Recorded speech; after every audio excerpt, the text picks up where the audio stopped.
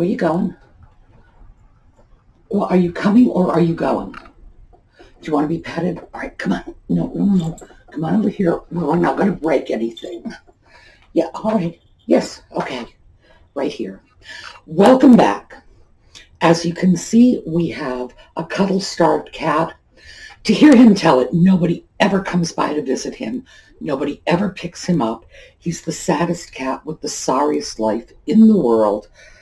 I think he's suffering from lockdown fever. He's just... I look at that face. That is a cat who's having a hard time coping. Aren't you? I say, yes, I am. Actually, he really does miss having company. He's not a loner cat. He's a sociable cat. And these times are just not good for sociable cats. All right. Want me to let you go? All right. I'm going to pet him for a few more seconds, and we will get started once I manage to get him settled somewhere. Yeah, he's purring a lot. All right. We'll see you in a minute. Yeah, who's my baby? Who's my baby?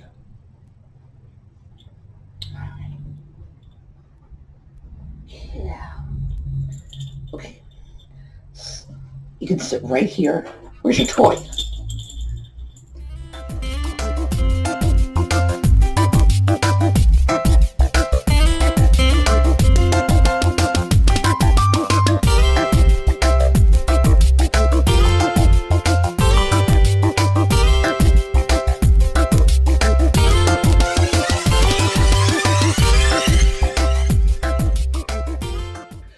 Well, today I want to do a video that I have wanted to do for a long time, but I have hesitated because, trust me, people are just going to crawl all over this.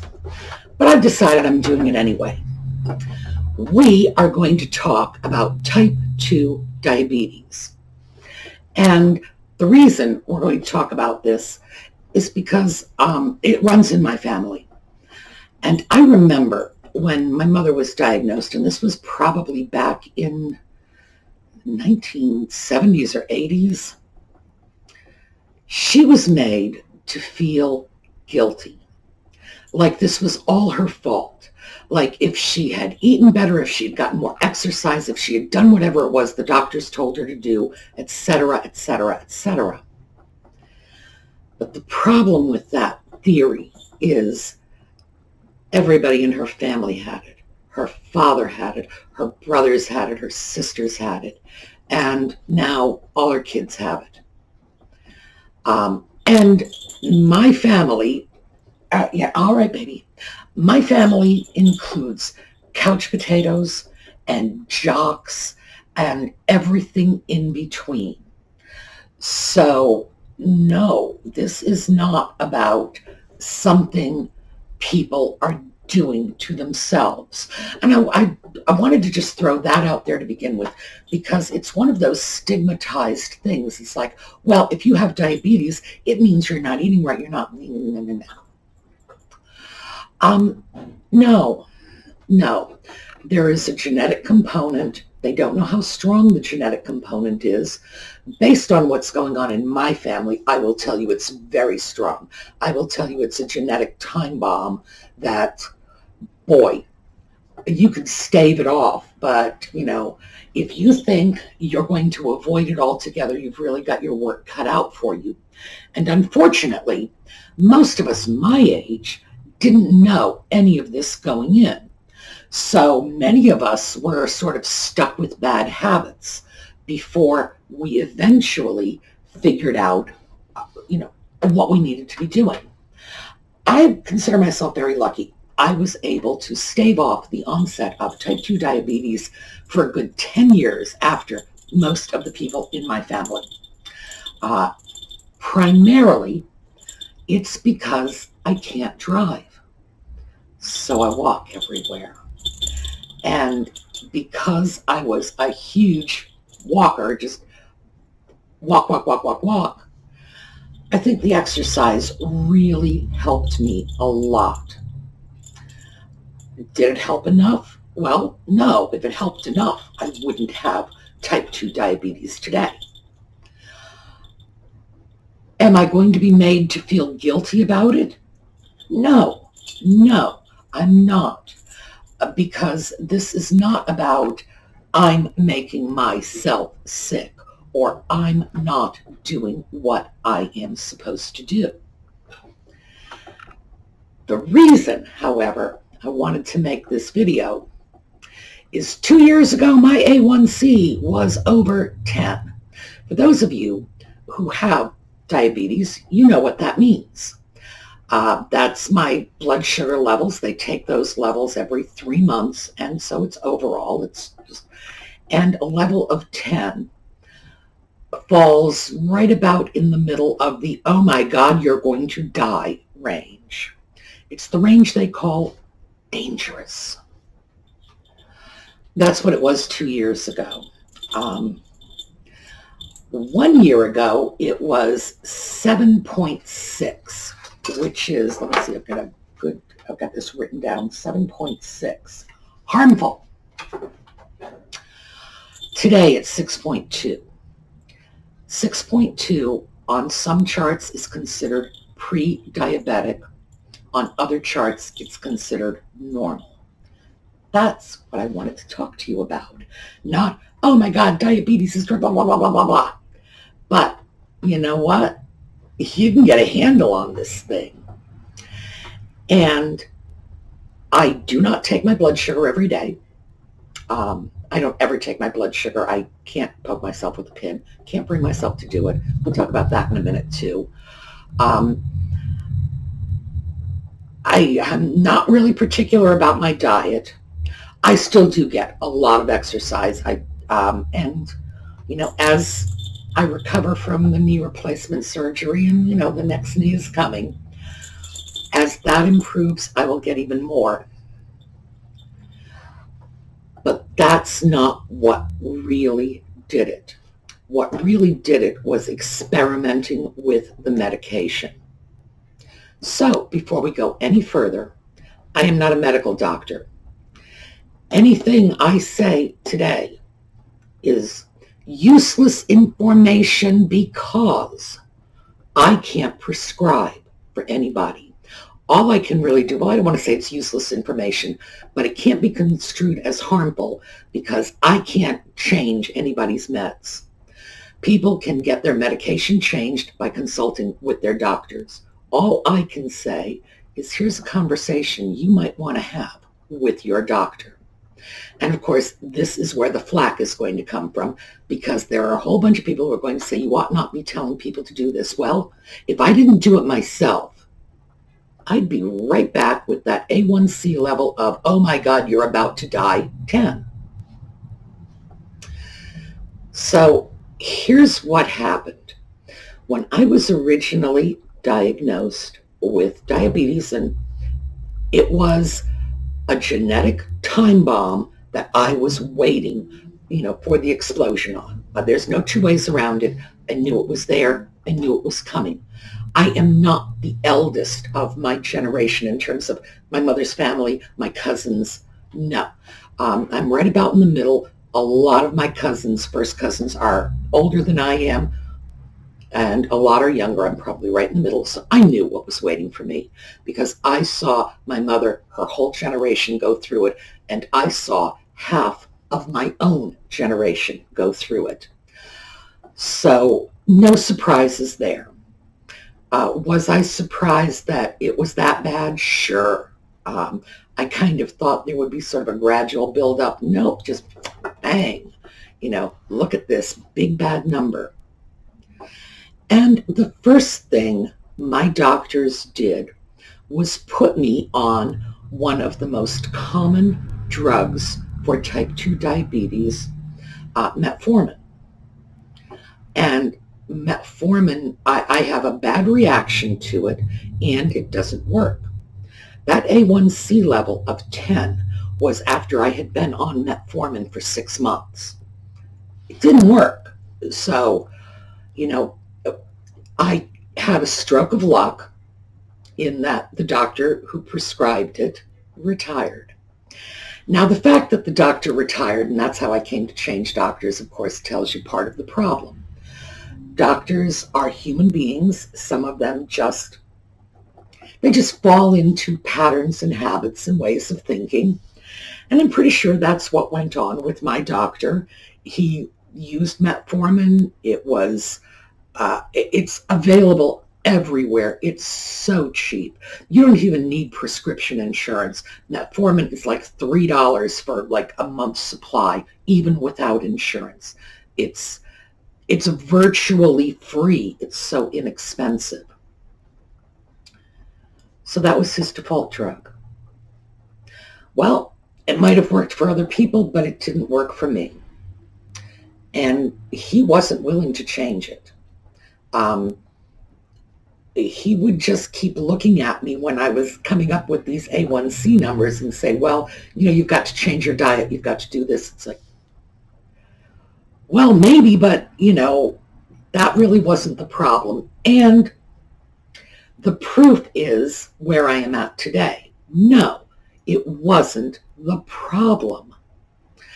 And it was part of the diabetes shaming thing that goes on. You have diabetes, that means you're not taking care of yourself. And I have to say, I'm angry about that. I won't let it be done to me. I'm angry that it happened to my mother. I'm angry that it happened to her whole generation.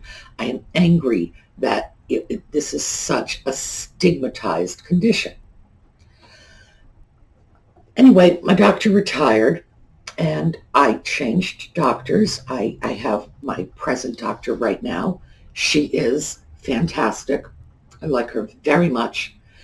She is very, very open to new drugs, to different drugs, to changes, to experimentation. So she got me off metformin and put me on another drug called Glixambi. At that point, that was a year ago, my A1C was down to 7.6. Major improvement, I'll grant you, but 7.6 was harmful. That's in that range of just below the, oh my God, you're going to die. This is the just below that, boy, one screw up and oh my God, you're going to die. I wasn't satisfied with that. And what I learned just from that one change in medication was that the medication is key in managing the condition. So then I did what I do best. I started researching. I got a list of all the medications that are generally prescribed for type 2 diabetes. I believe there were about 12 of them on the list, and I just started researching one after another after another. How do they work? Who do they work for? What are the side effects? Also, the cost, too, I have to say, was a factor, because Glixambi, that's the drug that my doctor had me on, without prescription insurance, was over $7,000 a year. Even with prescription insurance, it was still very expensive. Now, of course, if you have diabetes, you don't have a choice. You have to get your medication. It's not like, trying to think what are, I'm sure there are medications you can live without, but this is not one of them. So there's no choice about that. And because I am older and know other people who are older, I had also talked to other people about what drugs they were using. And I found that a lot of people my age were not taking their meds the way they were supposed to. They would take their medication. They would check their blood sugar, and if their blood sugar was okay, they wouldn't take their meds. They would only take their meds if their blood sugar was high. And the reason they would do this is because their medication was so expensive. And that, of course, is tragic, because that's not the way you're supposed to be taking your medication. If it were, that's how it would be prescribed. And you're supposed to be taking your medication as it is prescribed, period. I'm all in favor of do your research, talk to your doctor, and do a little experimenting. But ultimately, you need to take the medication that is prescribed for you, and you need to take it in the way it is prescribed for you. Otherwise, you're just playing Russian roulette. So my first drug that I brought into my doctor and said, this is what I want to try, is a drug called pioglitazone. The trade name is Actos. And she was fine with this. She was like, sure, what's the harm? We do it for 3 months. It'll help or it won't help. One or the other. So 3 months from now, we go forward with this drug or we get you right back on something else. And eventually we added another drug to it, glimepiride. And between the pioglitazone and the glimepiride, oh, by the way, those drugs, I just filled both of those prescriptions, and they are both with my prescription insurance in the range of $10 a month, which is a far cry from Glixambi, which was, very, very expensive. So it's much more affordable. The reason for this is these are older drugs. So they've sort of fallen into that public domain range where the pharmaceutical companies are no longer making big bucks off them. We have a weird situation in this country where when a pharmaceutical company comes up with a drug, the government pretty much lets them charge whatever the devil they want to in order to recoup their R&D costs, and then after a while, it just sort of falls by the wayside, and they come up with generics, and it's a complicated mess, but nobody loves big pharma. So anyway, very inexpensive drugs. And suddenly I found that it went to 6.4. which is the very high end of either prediabetes on some charts or normal on others, and then it dropped to 6.2. And my goal, by the way, is to get it below 6.0, which my doctor is convinced I'm going to do when I can get my walking going back the way I should. And the truth is, if I paid a little more attention to my diet, I could probably do this relatively easily. But for most of us, when somebody says, you have diabetes and this is what you have to do, you have to take medication, and they're giving you whatever kind of medication they think is appropriate, and we want you to change your diet, right? And we want you to get more exercise, and if you drink, we want you to stop. If you smoke, we want you to stop. You do this, you do that, you do whatever, we want you to stop. For most people, that's too much of a hit to take all at once. Because when you talk about type 2 diabetes, this is a type of diabetes that hits older people. So you're talking about people who are already pretty much set in their ways, have spent 40, 50, 60 years. By the way, in my family, 40 is about the time that type 2 diabetes starts hitting. So, that's,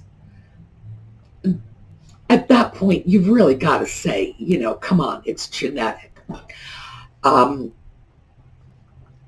You're talking about people who've spent a lifetime doing things a certain way, right, wrong, or otherwise. This is how they do them. And to say, you have to change this. You have to change this now. You have to change all these things. If you don't, you're going to die. You're overwhelming people. So that's why I think the best thing to do is take a look at your medication. Because I am telling you, I am absolute positive proof. From 10 down to 7.6 just by giving me a drug that actually worked a little, to 6.2 without dietary changes, without much change in my lifestyle. In other words, the drugs are what did it. I would like to be able to say there were lifestyle changes, but the problem is, well, there were lifestyle changes. My right knee got worse and worse over the last 2 years until 6 months ago I had it replaced. So in fact, the exercise was dropping at the same time my A1C levels were dropping. So this wasn't something that I was doing with exercise, just the reverse. And like I say, I'm sloppy about my diet. I've never felt I've had a really bad diet, but by the same token, I'm not fussy about what I eat in terms of, people who like, oh, I'm watching my carbs and my this and my that. I don't even know what the devil I'm eating most of the time. It's just, it's there. So here is my advice. If you have type 2 diabetes, number one, let yourself off the hook for this. There is a better than average chance you didn't do this to yourself. Don't let anybody make you feel like somehow you did this. If you have contributing factors from your lifestyle, you need to remember that when you get to be our age, that means you were growing up in the 50s and the 60s when nutrition, remember the 5 food groups? I don't even remember what they were, but it's like we were expected to eat, all this protein and grains. Corn was a vegetable, by the way. It wasn't a starch. Peas, too, vegetable. They weren't starches. Good Lord. Breakfast consisted of bacon and eggs, and you'd probably eat that every morning for, like your entire life. We were actually trying to do what we thought was good. And it turns out now they're saying, oh no, it's something completely different. And of course, I take great comfort in knowing that 20 years from now, they're going to be looking at what they're doing now, saying, oh no, we got to be doing something very different, because these things always change. But if you're blaming yourself for this, if you're saying, well, gee, I wish I hadn't eaten so much fatty food, or I wish I hadn't eaten, fast food because I was working and, it's just, what are you going to do? You're working, you can't make your own lunch every day. Times you go home from work, you can't make your family dinner. It's a different world. So we did the best we could with the information we had. So let yourself off the hook. If you are blaming yourself, saying, I screwed up, which is why I have type 2 diabetes, and hanging your head saying, yep, I'm a bad person and I eat crap and I don't get enough exercise and that makes me a lazy couch potato and so on and so forth, just trust me, my family jocks are in the same situation. The boys that grew up lifting weights all the time, same situation. So number one, let yourself off the hook. Number two, take a look at the other medications out there. We're not talking about going off the book and, like some strange stuff that you're going to get from a pharmacy in Panama in a plain brown wrapper or anything. These are all drugs that are and have been and are prescribed by American doctors for American patients that are filled by American pharmacies. We have very high drug standards in this country. These are all drugs that have been determined to be useful in treating type 2 diabetes. Talk to your doctor about making some experiments in your meds. If you've got a medication you're taking and your numbers are in the 6.9, 7.5, 8 point something, talk to your doctor. The worst that will happen is he or she will say no. In which case, what can I say? My doctor, who I think is great, considers us, herself and me, to be my healthcare team. She does not feel it's her job to save me, cure me, drag me out of my pathetic little hole. She considers it her job to help me, save myself, basically. We are in this together. That's how she feels about it. That's how I feel about it. I think she's a wonderful doctor. I really do. She has my confidence. And please understand, just because I'll go off and do my own research doesn't mean I don't think my doctor knows what she's doing. It just means I wanted to do some experimenting and she is open to it. I would say it's worth the conversation. Good morning, doctor. I am a little concerned because my A1C is 7.4. I know there are other drugs to control my diabetes. Can we experiment with some of them? How easy is that? Unless your doctor has a very good reason for saying no, and they might. I don't know your medical history. They might have a very good reason for saying no. But unless they have a very good reason for saying no, they're probably going to go along with it. Why? Because you're asking for a 3-month experiment. And for most of us, any medication at all, assuming, it's a reliable medication, is going to at least keep us from dying for 3 months, So have that conversation. Now, for me, I got lucky in that the very first drug that I came up with on my own from my research kicked in beautifully. I have great results with it. Do I feel the need with an A1C of 6.2 to get off the pioglitazone glimepiride? No, I don't. I might take one out, replace it with something else. Maybe you can do that. I need to up my exercise. Maybe I actually ought to start watching what I eat. But I'm not going to make any abrupt changes. I'm not going to go off and take a look at, for example, the drug that was number 2 on my choice list. I'm not going to do that. That's very unlikely. I feel that I got lucky. I found one that works, and it got my A1C levels low enough so that I'm very comfortable experimenting at this point. We'll just work it down a little. Do the research. Take a look at what the drugs are. Talk to your doctor. Talk to your pharmacist.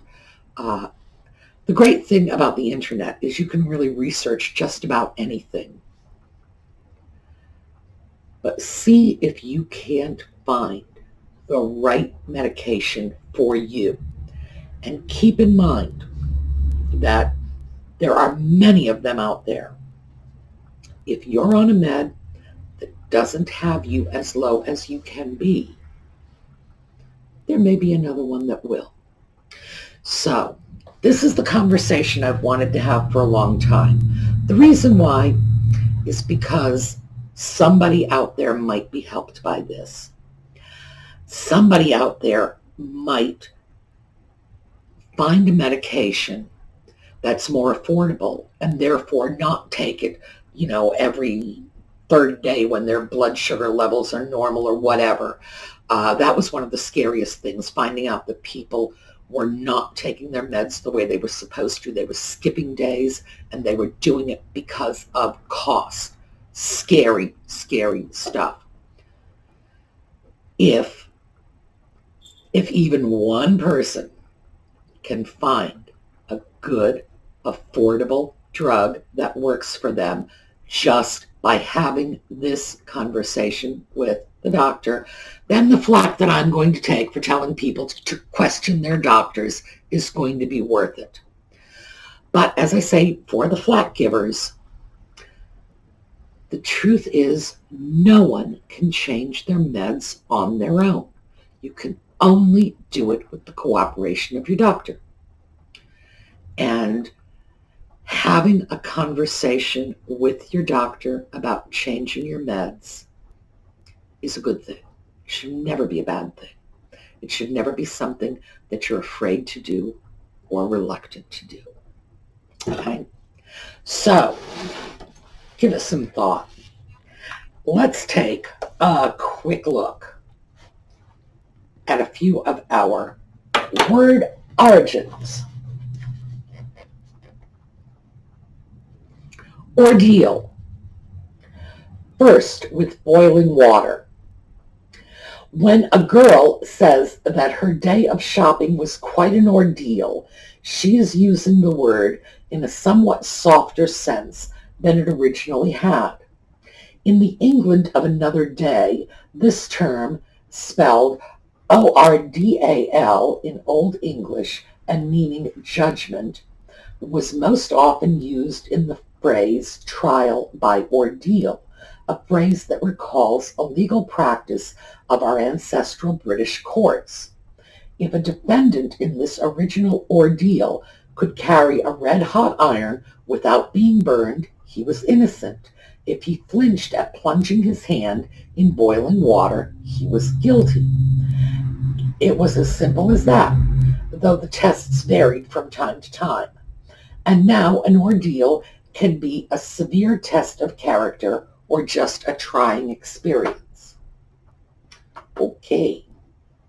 You notice that it was not if a woman has a hard day shopping, or maybe if a woman has a hard day laying bricks at the local lumber yard or whatever. No, it's a girl, it's shopping. This guy is so sexist.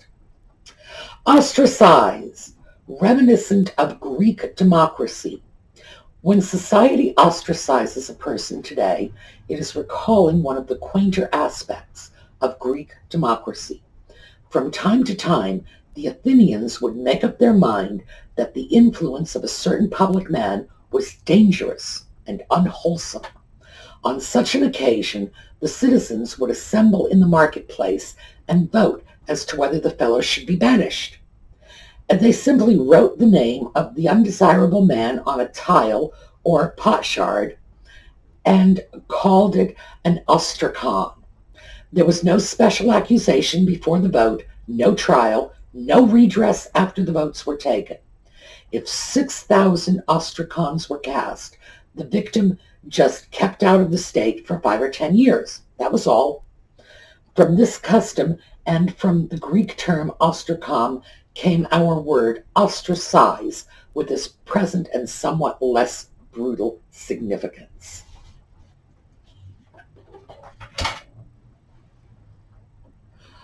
Alrighty, have a terrific day, and I will see you all tomorrow.